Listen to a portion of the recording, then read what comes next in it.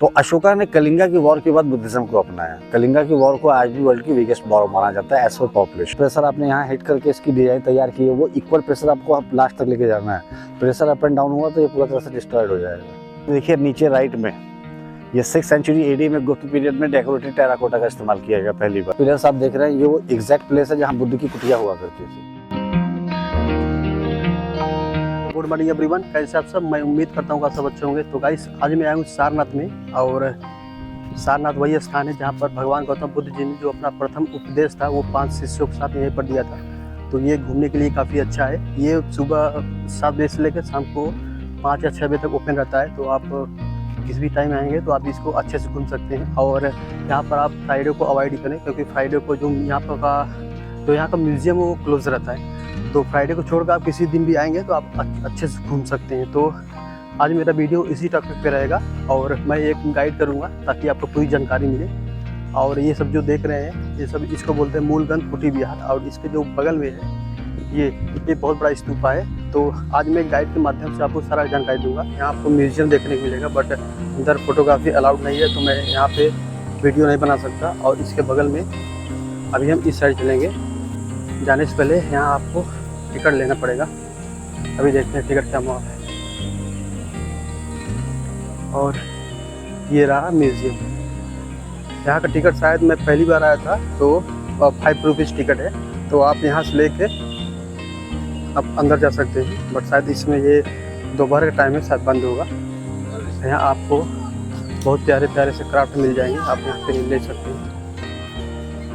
Indian के लिए 25 rupees, अगर कोई विदेशी है, फॉरेनर है तो उसके लिए 300 रुपीज़ देना होगा। तो ये टिकट है, तो यहाँ से हम अभी टिकट लेंगे। मैंने टिकट ले लिया है, मैंने टिकट यहाँ से लिया था। मैंने आपको ये मेरा टिकट रहा, ये दिख नहीं रहा है कुछ, बट ये 25 रुपीज़ का टिकट है। तो हमको इसको लेकर वहाँ चलना होगा इस साइड। मैं इस स्तूपा के अंदर आ गया हूँ और मैंने यहाँ पे एक गाइड किया है, आपको वो सारी जानकारी देंगे।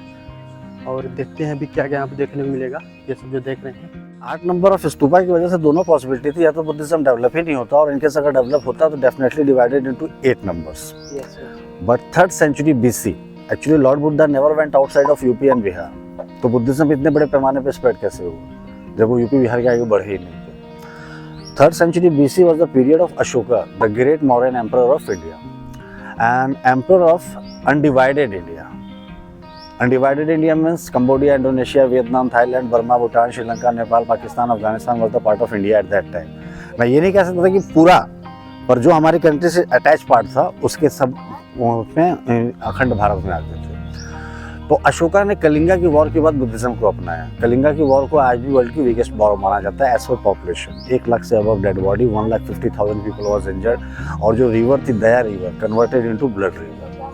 Then Ashoka moved to non violence from violence and adopted Buddhism. Then all credit goes to Ashoka for merge, protect and spread Buddhism everywhere. सबसे पहले उसने मर्ज किया। मर्ज कैसे किया? उसने 8 में से 7 स्तूपा गिरवा दी, उनमें से अस्थियों को रिकलेक्ट किया and built himself 84,000 stupa in undivided India, because 84,000 sermon delivered by Lord Buddha in their whole life। Ashoka के जो भी स्ट्रक्चर थे सिम्बॉलिक थे and correlate to the life of Buddha. उसने कभी कोई मूर्ति या मंदिर नहीं बनाया जैसा कि बुद्ध ने मना किया था। सेकेंड थिंग कि it was not possible at that time कि 1 body parts divided into 84,000 number. That's why Ashoka used the bunch of bones and built 8 stupa over the bones of Buddha, which is correlated to the first preaching of Buddha. 4 noble truths of Buddha: suffering, causes of suffering, suffering can be suppressed, a way to the accomplished suffering. And way was the found by the Lord Buddha, 8-fold path of life, जिसे हम middle path of life भी कहते हैं, मध्यम मार्ग। Right understanding, right thought, right speech, right action, right effort, right livelihood, right mindfulness and right concentration. उस 8 में से आप 2 स्तूपा यहाँ पे देख रहे हैं। धर्मराज जी का आपने देखा जो सेंटर में बड़ा सा आपको सर्किल दिख रहा है, और दूसरा वो सैंडस्टोन वाला धर्म चक्र। तीसरा अशोका का जो सबसे अल्टीमेट निर्माण माना जाता है वो अशोकन पिलर है। वो जो आप हट देख रहे हैं उसके नीचे उसके फ्रेगमेंट्स रखे हुए हैं, और जो इसका टॉप पार्ट है नेशनल एम्बलम ऑफ इंडिया वो म्यूजियम में है। और इत्तेफाक से आज म्यूजियम बंद रहता है, तो इसलिए आप उसके ओर नहीं देख पाएंगे हर फ्राइडे। उसके बाद अशोका ने अपनी बेटी संघमित्रा और बेटे महेंद्रा को भेजा श्रीलंका में इसका प्रचार प्रसार करने। तो आप ये समझ सकते हैं कि संघमित्रा और Mahindra was the Prince and princess तो एक सबसे बड़ा सेक्रीफाइस हुआ कि वो भिक्षु और भिक्षुणी बन के श्रीलंका में इनका प्रचार कर रहे थे। तो अशोका के तो हज़ारों लाखों फॉलोअर्स थे, तो वो those people went to the south east Asian country. अब मज़ेदार बात क्या है कि जो बर्थ प्लेस है बुद्धिज़्म का इंडिया, 12वीं शताब्दी के बाद यहाँ बुद्धिज़्म के बारे में कोई नहीं जानता था, और जो साउथ ईस्ट एशियन कंट्री में अशोका के द्वारा डेवलप किया गया वो टिल नाउ कंटिन्यूसली रन कर रहा है। उसके बाद सेकंड फेज आता है कुषाण पीरियड। तो कुषाण पीरियड का आपको यहाँ पे कोई स्ट्रक्चर नहीं देखने को मिलेगा, क्योंकि कुषाण पीरियड में उन्होंने मूर्तियों की मतलब बुद्ध की इमेज देखने की इच्छा जाहिर की, पर जो कारीगर थे वो कॉमन पर्सन थे जो डरते थे अकॉर्डिंग टू द बुद्धा। तो उन्होंने एक नई फॉर्म डेवलप की, बोधिसत्व। बोधि मीन्स नॉलेज एंड सत्व मीन्स पार्टिकल। वो मूर्तियाँ आपकी म्यूजियम में रखी हुई हैं। उसके बाद तीसरा फेज जो आता है यहाँ पे, जहाँ आप ये कह सकते हैं कि philosophy converted into religion. Actually 4 to 6 century AD was a golden era for Hinduism and India also. क्योंकि अगर हम एंशिएंट टाइम में जाते हैं तो हमारे यहाँ पहले शिवलिंग की पूजा, सूर्य की पूजा होती थी, बहुत ज़्यादा बल्क में मंदिर और मूर्तियाँ नहीं थी। तो गुप्त पीरियड को गोल्डन एरा इसलिए बोला जाता है कि they started the Hindu calendar, Vikram Samvat. आप जानते हैं विक्रम संवत के बारे में? विक्रम संवत हमारा हिंदू कैलेंडर है जो कि 57 years ahead to the English calendar. Hindu calendar के हिसाब से हमारा इस समय 2082 चल रहा है। ठीक, चैत, बैशाख, आषाढ़, कार्तिक, ये सब जो सावन, भादो, ये सब महीने जो आते हैं वो हिंदू कैलेंडर में आते हैं। दे started the currency in regular form. उन्होंने डेकोरेटेड टेराकोटा स्टार्ट किया। जो इतना आप देख रहे हैं ये सब प्लेन टेराकोटा है। उन्होंने सैंडस्टोन पे इंग्रेविंग्स की। उन्होंने बुद्धा को प्रमोट किया as a 9th incarnation of Vishnu. At that time philosophy converted into religion. First statue of Buddha 1500 years old inside the museum. जो कर्ली हेयर में पहली बुद्ध की मूर्ति बनाई गई थी, वो बनाई गई थी प्रीचिंग गेस्चर में, जो उन्होंने अपना धर्मोपदेश दिया था, उसमें वो म्यूजियम में शिफ्ट कर दी गई है। और वो कर्ली हेयर ना होकर वो रिप्रेजेंट करते थे स्नेल्स को, जो 108 स्नेल्स ने इनके सर पे घर बना लिए थे इनको डिहाइड्रेशन से प्रोटेक्ट करने के लिए, क्योंकि 6 साल इन्होंने मेडिटेशन किया था, वहाँ पहुँच गया था। उसके बाद ये जो बड़ा वाला खंडर आपको सबसे दिख रहा है, ये बुद्ध का पहला मंदिर बना था हिस्ट्री में 1500 साल पहले। पर आप ये आज की डेट की तरह अगर सोचते हैं, आज हमारे यहाँ सिंगल स्टोरी बिल्डिंग हो चाहे 100 स्टोरी बिल्डिंग हो, विदाउट आयरन के हम कहीं से भी इमेजिन नहीं कर सकते। बट 1500 साल पहले ये 61 मीटर हाइट का मंदिर बनाया गया था विदाउट आयरन के।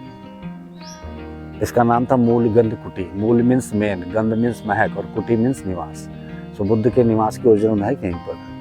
मतलब बुद्ध ने यहाँ अपना चतुर्मास वर्षावास, जब पहली प्रीचिंग की थी तो आषाढ़ के बाद से रेनी सीजन स्टार्ट हो जाता है नॉर्थ इंडिया में। तो बुद्धिज्म में एक कॉन्सेप्ट ये था कि चतुर्मास वर्षावास ये लोग एक जगह स्टे करते थे and rest 8 months always on movement.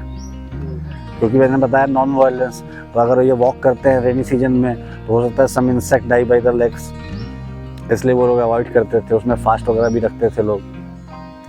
उसके बाद जब बुद्ध ने यहाँ पहला अपना बिताया तो eight that time the part of jungle, so Buddha was stayed in हट। इसको गुप्त पीरियड में 61 मीटर हाइट का बिग एंड ह्यूज टेम्पल बनाया गया, मूल गंध कुटी। मूल मीन्स मेन, गंध मीन्स महक और कुटी मीन्स निवास। उसके बाद तीसरा स्ट्रक्चर, वो जो स्तूपा में आप सैंडस्टोन और सिलेंड्रिकल टावर देख रहे हैं, उसको मैं वहीं पे चल के आपको एक्सप्लेन करूँगा। चौथा स्ट्रक्चर, अब बुद्धिज्म में Buddha said to disciples you don't have tomorrow. आप अगर भिक्षाटन के लिए जा रहे हैं, आपकी रिक्वायरमेंट 20 रुपये है, 2 घर में पूरे हो गए, तीसरे घर में आप अलाउड नहीं, back to poverty. Next day will be new day for you. आप उसको फिर बिगनिंग से स्टार्ट करेंगे। ऐसा नहीं है कि आज हम 100 रुपये लिख लिया तो 80 रुपये बचा के हम 4 दिन खा रहे हैं। आपको डेली जाना है, डेली करना है। तो वहाँ पे कोई मन्नत का कॉन्सेप्ट नहीं हो सकता है। इन सब छोटे छोटे जो स्तूपा देख रहे हैं इनको बोलते हैं मनौती स्तूप।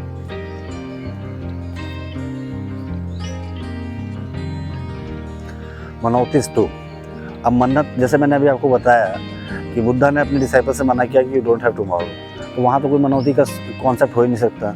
मन्नत हम किस चीज़ के लिए मांगते हैं? हमेशा टुमारो के लिए मांगते हैं। मेरा एग्ज़ाम बढ़िया निकल जाएगा, मैं बढ़िया नंबर से पास हो जाऊँगा तो मैं यहाँ दर्शन करने जाऊँगा, या मैं इस मंदिर में इतना प्रसाद चढ़ाऊँगा। तो आप फ्यूचर के लिए मन्नत मांगते हैं। तो जब सबसे बड़ी हिंदू डायनेस्टी ने इसको प्रमोट किया तो जो छोटी मोटी डायनेस्टीज थी वो लोग भी आके बिलीव करने लगे, बुद्धा को 9th incarnation मानने लगे। तो वो लोग आके यहाँ मन्नत मांगते थे। तो मन्नत मांगते समय अब यहाँ तो कुछ था नहीं, अगर कोई कॉन्सेप्ट होता तो उसको फॉलो करते, पर कोई तो चीज़ यहाँ पे ऐसी थी नहीं मन्नत वाली। तो उन्होंने नया कॉन्सेप्ट डेवलप किया। पहले बनाया गया राउंड स्तूपा, जो आपको राउंड स्तूपा दिख रहे हैं जहाँ घास उठी हुई है, क्योंकि बेसिक स्तूपा को कॉपी किया गया। उसके बाद 7th सेंचुरी एडी में जब Pala dynasty belong to the West Bengal, जब वो लोग यहाँ स्टैब्लिश हुए तो उन्होंने अपने आर्किटेक्चर में स्क्वायर और रेक्टेंगल स्तूपा बनाया। बट सबसे बड़ी बात यह है कि हर रिलीजन में एक मीडिएटर होता है। क्रिश्चियनिटी में फादर है, इस्लाम में काजी है, हिंदुज़म में ब्राह्मण है। तो ये मीडिएटर का मतलब क्या हुआ, ये हमारे और गॉड के बीच में एक पाथ है। आप मंदिर में जाते हो तो प्रसाद डायरेक्ट नहीं चढ़ाते हो, किसी पंडित को दोगे वो चढ़ा के लगा आपको दे देगा। उसी तरह हर रिलीजन में है। तो अब यहाँ पे तो कोई ऐसा था ही नहीं कॉन्सेप्ट कि यहाँ पे कोई प्रीस्ट हो, तो उन्होंने मॉन्क्स और नन्स जो कि होली पर्सन माने जाते थे उनको डेडिकेट करना शुरू किया। अब इस क्लस्टर को ज़रा ध्यान से देखिए, सब पे टॉप में सिटिंग प्लेस आपको नजर आएगा। तो मॉन्क्स और नन्स को डेडिकेट करने लगे कि आप इस पर बैठ के मेडिटेशन और प्रेयर कीजिए। तो इस तरह से यहाँ मनोत्री स्तूपा है, और मंदिर के सामने जब आप चलोगे तो वहाँ आपको देखने को मिलेगा इच्छा पूर्ति स्तूप, क्योंकि जिनकी विशेष ग्रांट हुई तो बुद्ध का मंदिर बन चुका था। उसके बाद ये कॉन्सेप्ट आया। तो अब जो थैंक्स करने जाएंगे तो किसको कहेंगे, बुद्ध को कहेंगे। तो बुद्ध के मंदिर के सामने थैंक्स कहते हुए उन्होंने बनाया इच्छा पूर्ति स्तूप। उसके बाद यहाँ कॉन्सेप्ट आता है मोनेस्ट्रीज का, चैत्य and vihara. Chaitya for the purpose of meditation and prayer and vihara for the purpose of residence. तो 7 रेसिडेंशियल मोनेस्ट्री में करीब 1200 से लेकर 1500 Monks live here together who came from the different places just for the teaching and practicing of Buddhism. So it was a mini college for the Buddhism. तो 1200 से 1500 monks lived here together. उसके बाद 12वीं शताब्दी तक Buddhism उस peak पे पहुंच चुका था कि शायद आप लोग बिलीव में कर रहे हैं कि हिंदुज्म खतरे में आ गया, क्योंकि बुद्धिज्म में जाने वाले थे कौन। अगर आप सिद्धार्थ को देखते हैं वो भी हिंदू थे, अशोका भी हिंदू थे, कुशाना भी हिंदू थे, गुप्ता भी हिंदू थे, पाल भी हिंदू थे, कुमार देवी भी हिंदू थी। ये सब ने तो उसको अडॉप्ट किया गुप्त को छोड़ के, बाकी सब ने तो अडॉप्ट किया। तो अब इनके साथ जब कोई राजा महाराजा किसी चीज़ को अडॉप्ट करेगा तो उसके साथ तो हज़ारों उसकी प्रजा भी जाएगी। इसलिए इनके नंबर इंक्रीज होते जा रहे थे, हमारे डिक्रीज होते जा रहे थे। देन क्रेडिट गोज टू आदि Shankaracharya for revival of Hinduism in India. उन्होंने एक डिबेट किया, ये लोग आत्मा नहीं मानते थे, तो उन्होंने अपनी आत्मा को निकाल के सामने रख दिया। अगर मुझे आपको अपनी तरफ लेना है और दो लोग हम लोग बीच में खड़े हैं, आप उनकी तरफ जाना चाह रहे हो, मुझे अपनी तरफ बुलाना है, तो मुझे आपको ये साबित करना होगा कि मैं उनसे ज़्यादा नॉलेजेबल हूँ, तब आप मेरी तरफ आओगे। तो जब उन्होंने आत्मा को सामने निकाल के रख दिया तो सब साबित हो गया कि नहीं, उनसे ज़्यादा नॉलेज है यहाँ पे। तो इसलिए हिंदुज़म रिवाइव हुआ। पर जो बुद्धिज़्म का लैग दिखता है वो दिखता है इसलिए कि 1194 Qutubuddin Aibak and Bakhtiyar Khan Khilji attacked on north India, attacked on everyone, Hinduism, Jainism and Buddhism. But Hinduism Jainism में क्या था, ये हम लोग स्प्रेड थे पूरे भारत में, और जो बुद्धिस्ट पीपल थे जहाँ मोनेस्ट्रीज होती थी वहीं रहते थे, कॉमन पर्सन तो थे नहीं। जब वो मोनेस्ट्रीज पे अटैक करता था तो उनको जान से मार देता था। तो जो यहाँ से बचे वो स्केप होते हुए तिब्बत, नेपाल, भूटान के रास्ते चाइना की तरफ मूव कर गए। तो Buddhism was totally finish from India. अब ये स्तूपा क्यों बचे रह गए, क्योंकि उनको कहीं ना कहीं इंस्ट्रक्शन मिले हुए थे कि अगर आपके पास टाइम की शॉर्टेज हो तो एटलीस्ट मूर्तियों को डिस्फियर जरूर कर देना। तो किसी मूर्ति का नाक, कान, गला कुछ भी काटे, आगे बढ़ गए। जिसके पास मूर्ति तोड़ने का टाइम नहीं है वो स्तूपा तोड़ने का टाइम कहाँ से लगाएगा। बट ये था कि जब बुद्धिज़्म खत्म हो गया तो साइट की वैल्यू खत्म हो गई, और ये 10 kilometre for from the centre of city, तो इसको जंगल का पार्ट माना जाता था। अब काशी तो हिंदू सिटी हो गई, अब इधर कोई आता नहीं था। तो 600 साल में आपने लाइफ में कई बार अपने पापा मम्मी के साथ घर को लॉक करके कहीं शादी फंक्शन में गए होंगे 4 दिन के लिए, या कहीं ट्रैवल करने गए होंगे। आने के बाद आपको इतनी लेयर डस्ट की घर पे मिलती है, और आपका घर जंगल में नहीं होगा, किसी कॉलोनी में, अपार्टमेंट में, सोसाइटी में, इस तरह से होगा। I am talking about the 600 years, not 5 days. 600 साल में ये पूरा मिट्टी का टीला बन गया, यहाँ पे कुछ भी विजिबल नहीं था। लेफ्ट वॉल, राइट वॉल, इधर से एंट्रेंस माना जाता था, मैंने वर्ड इस्तेमाल किया है, और उधर लास्ट वॉल। बट उस समय से ये जिस तरह से यहाँ बोर्ड लगे हुए हैं, साइन बोर्ड, आप पढ़ सकते हो इसलिए आपने पढ़ लिया। अगर आप इलिटरेट होते तो पढ़ पाते। तो उसी तरह से अगर यहाँ बोर्ड लगा दिया जाता तो 80% लोग नहीं पहुँच पाते मोनेस्ट्रीज में। That's why they use the indicator. जो हाफ सर्किल आप देख रहे हैं ना, ये एक इंडिकेटर का काम करता था कि जैसे आप 8 मंथ के ड्यूरेशन में आते हैं, हो सकता है यहाँ कोई अवेलेबल ना हो, तो आप पूरी साइट विजिट करेंगे एक बार उसको सर्च करने के लिए। जहाँ आपको हाफ सर्किल मिल जाएगा वहीं आप रुक जाएंगे कि यही मोनेस्ट्री में मुझे मेडिटेशन और प्रेयर करना है। अब जितने आपने स्तूपा देखे छोटे मोटे, ये सब प्लेन टेराकोटा से बनाए गए। अब ये देखिए नीचे राइट में, ये 6th सेंचुरी एडी में गुप्त पीरियड में डेकोरेटेड टेराकोटा का इस्तेमाल किया गया पहली बार। 1400 साल पुरानी ईंटें हैं।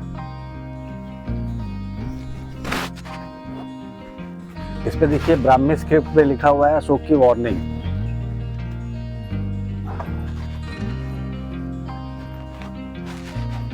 है जो बीच में आपको दिख रहा है एग्जैक्टली नेचुरल फॉर्म इसकी यही है। 2300 साल पहले इसको एग्जैक्टली यहीं पे बनाया गया था। बाकी सब उसके टुकड़े जो पाए गए हैं 1905 की खुदाई में, एफ.ओ. हॉटल ने इसको खोदा था, तो बाकी यहाँ कलेक्टिवली रखे गए। इंक्लूड द लायन कैपिटल, इसकी टोटल हाइट थी 15.25 मीटर, अप्रॉक्स 50 फीट। और ये 50 फीट का स्ट्रक्चर 2300 साल पहले एक सिंगल रॉक पे बनाया गया था। तो चुनार के बलुआ पत्थर से बनाया गया था और सिंगल रॉक पे बनाया गया था। 3rd century BC till 12th century AD, 1500 years it was stable here in open area। क्योंकि इसका जो बेस डायमीटर है आप देखेंगे बीच वाला सबसे मोटा दिख रहा है और लास्ट वाला आपको सबसे पतला दिखेगा। तो इसका बेस डायमीटर होता है 0.71 metre and upside it was slightly taper. तो लॉयन कैपिटल का डायमीटर आएगा 0.56 metre. That's why it was stable here in 1500 years। That means 1500 summer winter October सब फेस किया। उसके बाद जब डिमोलिश किया गया तो 600 साल मिट्टी के नीचे दबा था। और कहीं से भी लगता है कि ये सैंडस्टोन से बनाया गया है, ग्रेनाइट का लुक देता है। और अगर इत्तेफाक से आप नहीं देख पा रहे हैं लॉयन कैपिटल देखते तो वो बुद्ध की पूरी लाइफ सर्किल थी, तो उसको हाईलाइट किया गया था मॉडर्न पॉलिश से। वो 2300 साल पुरानी पॉलिश आज भी एज इट इज है। जो सामने मैंने आपको दिखाया, ब्राह्मी स्क्रिप्ट में अशोक ने वार्निंग दी थी कि अब जो भी संघ को ज्वाइन करता है, sangha was the organisation of warning the sangha में, sangha was the organisation of enlightenment person. First sangha का एस्टेब्लिशमेंट लॉर्ड बुद्धा ने यहीं पे सारनाथ में ही किया था 60 बौद्ध भिक्षुओं के साथ मिलकर। तो जब बुद्धा जीवित थे तब तो वो सबके लिए एक्सेप्टेबल थे। बुद्धा के बाद जो भी आएगा उनकी डेजिग्नेशन पे वो सबके लिए एक्सेप्टेबल नहीं हो सकता। आप चाहोगे कि आपको वो पोजीशन मिले, मैं चाहूँगा कि मुझे मिले। आपको मिलती तो मैं नाराज, मुझे मिलती है तो आप नाराज। तो अशोका ने एक वार्निंग दी थी। अब अशोका ने इसको ज्वाइन किया तो देखा संघ में बहुत मतभेद चल रहे थे। अब अशोका तो उन्होंने से चंड अशोक, तो उसने ब्राह्मी स्क्रिप्ट में सामने एक वार्निंग दी कि अब जो भी संघ को ज्वाइन करता है वो कोई भी ऐसी एक्टिविटी में खुद को इन्वॉल्व न करे जिससे संघ में फूट पड़ने के चांसेस हो। अगर ऐसा करते हुए कोई पाया जाता है उसको संघ से बाहर कर दिया जाएगा सफ़ेद वस्त्र पहना के, और ऐसे स्थान पर रखा जाएगा जहाँ मॉन्क्स और नन्स का जाना अलाउड ना हो। तो जैसे मैंने बताया कि कुतुबुद्दीन ऐबक के अटैक के बाद ये 600 साल में मटका माउंट बन गई। तो यहाँ पे सिर्फ 2 स्तूपा विजिबल थे, धर्मचक्र और धर्मराज का। धर्मराज का जो आपको सेंटर में दिख रहा है ये 1794 तक उससे भी बड़ा स्तूपा माना जाता था जो आपने धर्म चक्र देखा। बट इसका दुर्भाग्य था कि टॉप टू बॉटम ये ब्रिक्स फॉर्म में था। तो इत्तेफाक से अब 600 साल के बाद कोई सिग्निफिकेंस तो इसका जानता नहीं था कि ये है क्या। हाँ, बड़ा वाला अभी उधर से ये मुँह चलेंगे। तो 1794 में बनारस के राजा थे चेत सिंह और उनके दीवान थे जगत सिंह। तो ये लोग मार्केट बनाने की प्लानिंग कर रहे थे, तो उनको ईंटों की ज़रूरत थी। तो जब जगत सिंह इधर आए तो सही बात है कि किसी को इसका सिग्निफिकेंस नहीं मालूम था। तो जगत सिंह ने को लगा ईंटों का कलेक्शन है खाली, तो मार्केट बनाने के लिए खाली ईंटों की जरूरत पूरा करने के लिए पूरा स्तूपा गिरवा दिया। जब इसको तोड़ा गया है तो ग्रीन कलर का एक मार्बल कास्केट मिला है जिसमें बुद्ध की अस्थियाँ पाई गई थी। तो अस्थियाँ तो गंगा जी में विसर्जित करा दी गई हिंदू कॉन्सेप्ट में, और मार्बल कास्केट जो है वो आज भी कोलकाता सेंट्रल म्यूजियम में रखा हुआ है। ये सामने जितने आपको दिख रहे हैं इच्छा पूर्ति स्तूप है, छोटे छोटे जो दिख रहे हैं। अब मेन चीज़ आपके पीछे है, ये जो 4 पिलर्स आप देख रहे हैं ये वो एग्जैक्ट प्लेस है जहाँ बुद्ध की कुटिया हुआ करती थी। उसके 1000 साल बाद गुप्त पीरियड में यहाँ पे 61 मीटर हाइट का मंदिर बनाया गया, मूलगंध कुटी। 61 मीटर का मतलब हो गया लगभग 200 फीट 20 स्टोरी बिल्डिंग के बराबर। तो जैसे मैंने तो बताया था पहले कि आयरन का इस्तेमाल नहीं था, तो इसमें देखिए फाउंडेशन की जो विड्थ होती है तो सबसे लार्जर किया जाता है और उसके बाद इसको टैपर कर दिया जाता है ऊपर की तरफ। तो ऊपर की तरफ टैपर होने का मतलब लाइट वेट होता चला जाता है और पतला होता चला जाता है। एज पर Hindu architecture it was a square temple. मंदिर के सामने मंडप दिया गया था, रेक्टेंगल मंडप भी दिया हुआ है, और एंट्रेंस इसका होता था ईस्ट साइड में, जैसे आप देखेंगे वो एंट्रेंस गेट बना हुआ है।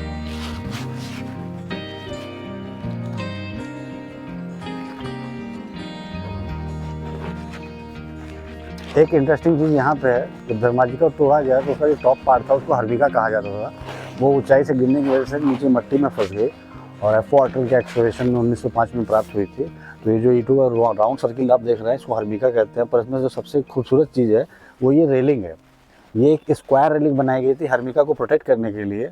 बट इसकी खूबसूरती ये है कि ये एक सिंगल रॉक पे कट करके डिजाइन दी गई है, इसमें कोई भी जॉइंट नहीं है। तो खैर डैमेज हो गया इसलिए आपको जॉइंट समझ में आ रहा है, पर नीचे की तरफ आप देखिए वो पाइपिंग वगैरह की गई है, पिलर बनाए गए हैं, एक सिंगल रॉक पे कट करके डिजाइन दिया गया है।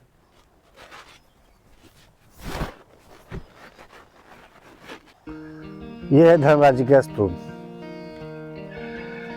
आप अगर कुछ इंटरेस्टिंग चीज़ दिखाना चाहें तो ये जो बर्ड आप देख रहे हैं ना, हर साल इतने टेम्परेचर में यहाँ अंडा देने के लिए आती है। आप समझ लीजिए कि ऊपर भी टेम्परेचर है, वो बैठी हुई है ईंटों पे, उस पर भी टेम्परेचर है। ये सब मंदिर के रिमेन्स हैं, जो मंदिर तोड़ा गया। हाँ, अब सोचिए सैंडस्टोन पे इतनी अच्छी इंग्रेविंग। सैंडस्टोन एक ऐसा पत्थर होता है ना कि जो प्रेशर आपने यहाँ हिट करके इसकी डिजाइन तैयार की है, वो इक्वल प्रेशर आपको लास्ट तक लेके जाना है। प्रेशर अप एंड डाउन हुआ तो ये पूरा तरह से डिस्ट्रॉयड हो जाएगा। सैंड मीन्स बालू। अब इसको अगर 10 दिन बनाने में लगा तो 10 दिन इक्वल पेशेंस पे काम करना है। इसलिए माना जाता था कि जो कारीगर होते थे मैरिड नहीं होते थे। तो जब इसको तोड़ा तब उनको रियलाइज हुआ कि he did a very big mistake. तो इसलिए ये स्तूपा आपका बचा रह गया। तो उस समय ब्रिटिश गवर्नमेंट थी बनारस में, इंडिया में भी आप कह सकते हैं। Jonathan Duncan was the British commissioner of Varanasi, जिन्होंने इसके आर्कियोलॉजिकल और हिस्टोरिकल वैल्यू के बारे में पब्लिकली पब्लिश करवाया। इसको आप ओल्ड म्यूजियम कह सकते हैं, स्कल्पचर से कहा जाता है। 1910 में वो म्यूजियम बन के तैयार हुआ था हमारा बाहर वाला। हाँ, उससे पहले जितने आर्टिफैक्ट्स रखे जाते थे यहीं पे रखे जाते थे। मैं आपको वहाँ पे एक फ़ोटो दिखाऊंगा, आपको समझ में आ जाएगा। तो जोनाथन डंकन ने इसके आर्कियोलॉजिकल और हिस्टोरिकल वैल्यू के बारे में 1798 में बताया। फिर 1815 में कर्नल सी मैकेंजी ने फर्स्ट टाइम इसको एक्सकेवेट किया। But he was army person, not archaeologist, and Britishers called as a treasure hunter. Second excavation, the most important name, Sir Alexander Cunningham, was a British archaeologist and father of Archaeological Survey of India. उन्होंने ही 1861 में ASI को form किया था। तो 1835 में उन्होंने इसकी खुदाई करवाई थी।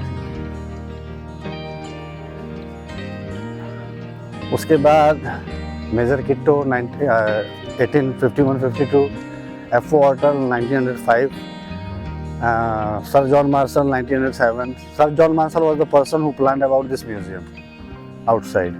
1904 में इसको प्लान किया गया, 1910 में बनके तैयार हुआ। हाँ, इसको इंडिया का फर्स्ट साइट म्यूजियम कहा जाता है। इसके अंदर जो भी आपको आर्टिफैक्ट देखने को मिलेंगे वो इसी साइट से निकाले गए हैं। 1915 में हरग्रीव्स और 1927 से 32 के बीच में एकमात्र इंडियन आर्कियोलॉजिस्ट थे दयाराम साहनी। ये देखिए एक्सकैवेशन का पार्ट है। अभी आपने ये देखा था, ये वाला फोटो देख रहे हैं, जो स्कल्पचर से मैंने कहा था ओल्ड म्यूजियम, इधर वाला। हाँ,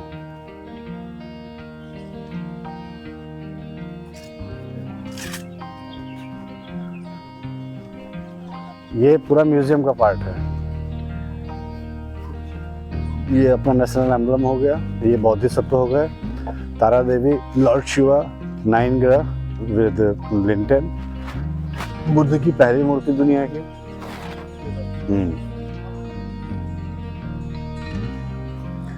अब स्तूपा की हाइट सरफेस से 33.5 मीटर है, 28.5 मीटर इसका डायमीटर है और 6 मीटर नीचे तक इसका फाउंडेशन गया है।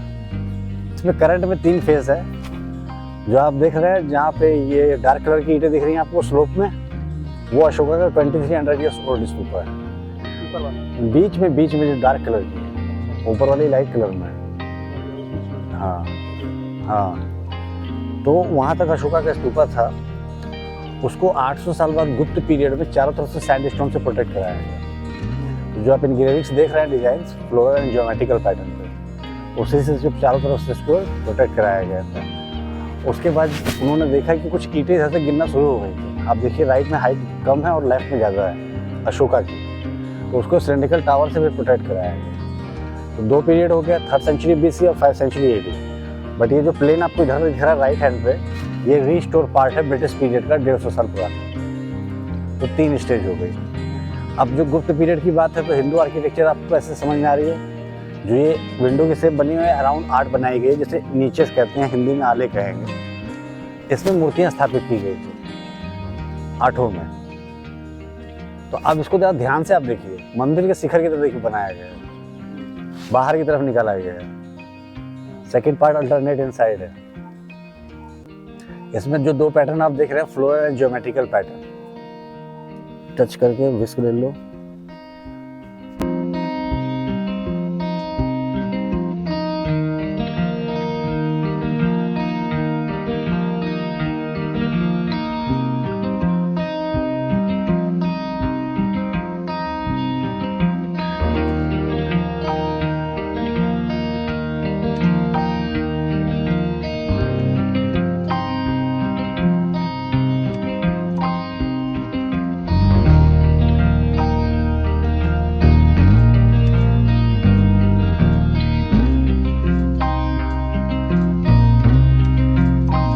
पे मॉन्क्स रहा करते थे, हाईली लेवल मॉन्क्स के लिए माना जाता था इसको, क्योंकि उनको अलाउड नहीं था कॉमन पर्सन के साथ स्टे करने के लिए। तो ये प्रोबेबली गुप्त पीरियड में बनाई गई थी, जिसमें आगे 2 वॉचमैन रूम दिए गए थे। बिहाइंड द सैंडस्टोन रिसेप्शन होता था। Left wing right wing living place of the Monks. Open courtyard only in this monastery, well in every 7 monastery.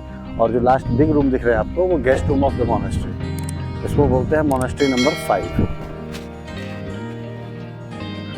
आपके राइट में 7 नंबर की मोनास्ट्री है, probably use for the canteen purpose.